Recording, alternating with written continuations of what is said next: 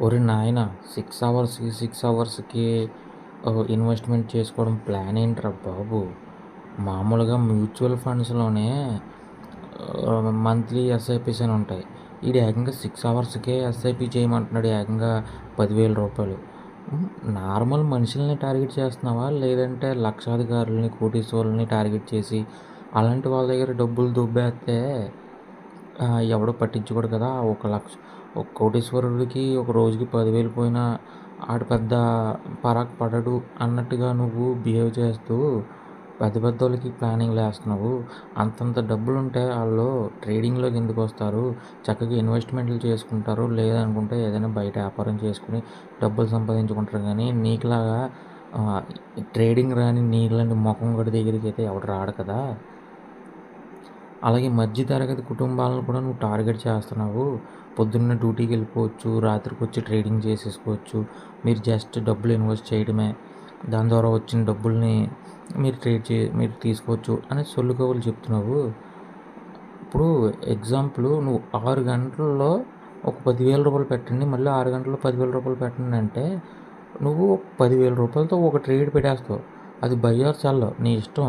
ఎటు వెళ్తుందో నీకు తెలీదు. బై పెడేస్తావు లేదా సెల్ పెడేస్తావు. మళ్ళీ 6 గంటల తర్వాత ఇంకో 10,000 వేస్తే దాంతో నువ్వు మళ్ళీ బై ఆర్ సెల్ పెడేస్తావు. ఫస్ట్ బై పెట్టావంటే నెక్స్ట్ సెల్ పెడతావు. ఎందులో ప్రాఫిట్ వస్తే అది తీసుకోండి. ఎందులో లాస్ వస్తే అది హోల్డ్‌లో ఉంచుకోండి అని చెప్తున్నావు కదా! అలాగా నువ్వు ఎప్పటి నుంచి దాదాపు లాస్ట్ ఇయర్ నవంబర్ కాడ్నించి నువ్వు సెల్లింగ్ చేసిన పొజిషన్స్‌ని అలాగే ఉంచావు. దానివల్ల $100 పెట్టినోడికి జీరో ఇన్వెస్ట్‌మెంట్ అవ్వగానే వాడేం చేస్తాడు? మళ్ళీ వెళ్ళిపోతున్నాడు. మళ్ళీ నీకు డబ్బులు తీసుకొచ్చి నీకు మళ్ళీ $100 పెట్టి నువ్వు మళ్ళీ బయ్యో సెల్లో చేస్తే కూర్చుంటాయి ఇక్కడ జనాల దగ్గర డబ్బులు ఎలా కనబడతాయి? చెట్లకేమన్నా కాతన్నాయి అనుకుంటున్నావా ఏంటి చెట్లకి?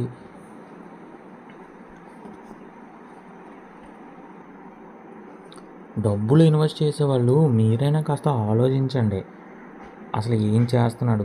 ఏమీ తెలియకుండా మీరు కాపీ ట్రేడింగ్‌లో ఇన్వెస్ట్‌మెంట్లు చేసేయడం ఏంటి నాకేం అర్థం కావట్లా.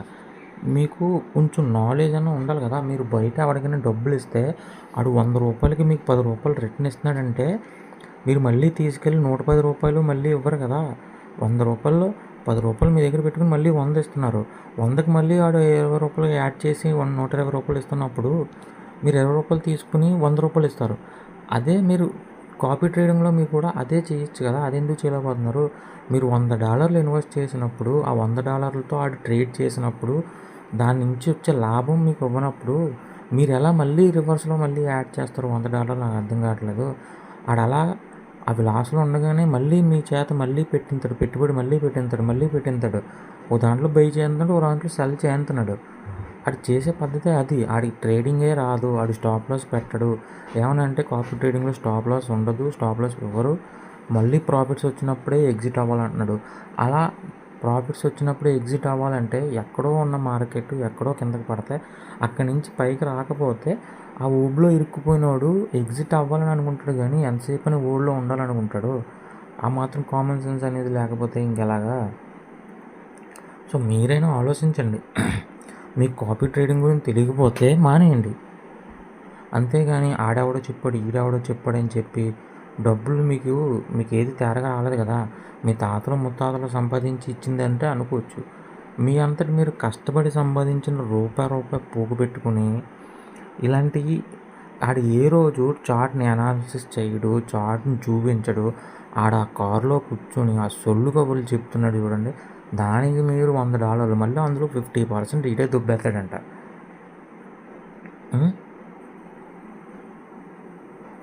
మీకు వచ్చేదే $10, $20 అందులో ఆడు 50% అంటే వచ్చే $20 ఆడు $10 దుబ్బేస్తుంటే ఓ పక్క ఏమో ఆడి అకౌంట్లో నుంచే ఆడి లింక్లో నుంచే మీరు అకౌంట్ ఓపెన్ చేసుకోవాలంటున్నాడు. అక్కడ దుబ్బేస్తాడు. రెండోది 50% దుబ్బేస్తాడు. ఇంకా ఇష్టం వచ్చినట్టు చేస్తున్నాడు. మళ్ళీ దానికి తోడు మీ డబ్బులతో మీకే ట్రేడ్ చేసి లాసులు చూపించి ఎగ్జిట్ అయిపోయేలా చేస్తున్నాడు. 100 మంది ఉన్న ఇన్వెస్టర్ల దగ్గర నుంచి 91 పడిపోయారు. రేపొద్దున అది 86 కూడా అవ్వచ్చు, 84 కూడా అవ్వచ్చు. ఇంకా ఇంట్రెస్ట్ లేని వాళ్ళు ఇంక ఎగ్జిట్ అయిపోతారు. వాళ్ళంతట వాళ్ళే ఎగ్జిట్ అయిపోతారు. కానీ కొత్త వాళ్ళు మటుకు ఎవ్వరూ జాయిన్ అవ్వకండి. ఇది అనవసరం. కాపీ ట్రేడింగ్ అనేది అనవసరం. నేను ఆ పర్సన్ గురించి చెప్పట్లేదు, అతను వేస్ట్ గాడని చెప్పట్లేదు కానీ కాపీ ట్రేడింగ్ అనేది మీకు తెలియకపోతే ట్రేడ్స్ అయితే ఏమి చెయ్యొద్దు, ఏవి ఇన్వెస్ట్ చేయొద్దు. మీకు కావాలంటే కాపీ ట్రేడింగ్లో 3 మంత్స్ నుంచి 6 మంత్స్ నుంచి ఉన్న మాస్టర్స్ ఉన్నారు. ఒకసారి వాళ్ళ హిస్టరీ చూడండి, వాళ్ళ రిటర్న్స్ ఎంత ఇచ్చారో చూడండి, వాళ్ళ ఆర్డర్స్ చూడండి, ఎన్ని సెల్లింగ్లో ఉన్నాయి, ఎన్ని బయ్యింగ్లో ఉన్నాయి, డైలీ వాళ్ళు క్లోజ్ చేస్తున్నారా, డైలీ క్లోజ్ చేయట్లేదా, అవి చూడండి. వాళ్ళు 50% తీసుకుంటున్నారా, 10% తీసుకున్న వాళ్ళు కూడా ఉంటారు, 20% తీసుకున్న వాళ్ళు ఉంటారు. వాళ్ళు ఎవరు మిమ్మల్ని వీళ్ళ లింక్లో నుంచి కాపీ అవ్వండి అని ఎక్కడ చెప్పలేదు. కాపీ ట్రేడింగ్ ఆ యాప్ సంబంధించినోడు కూడా వాళ్ళ లింక్స్లో నుంచి జాయిన్ అవ్వండి అని ఎవరు చెప్పలేదు. మీకు నచ్చిన పర్సన్ని మీరు వాడి స్ట్రాటజీస్ని, వాడి రిటర్న్స్ని, వాడి ఆర్డర్స్ని అన్నీ చూసుకుని వాడు ఎందుకు పబ్లిక్లో పెట్టాడు అవన్నీ చూసుకోమనే కదా.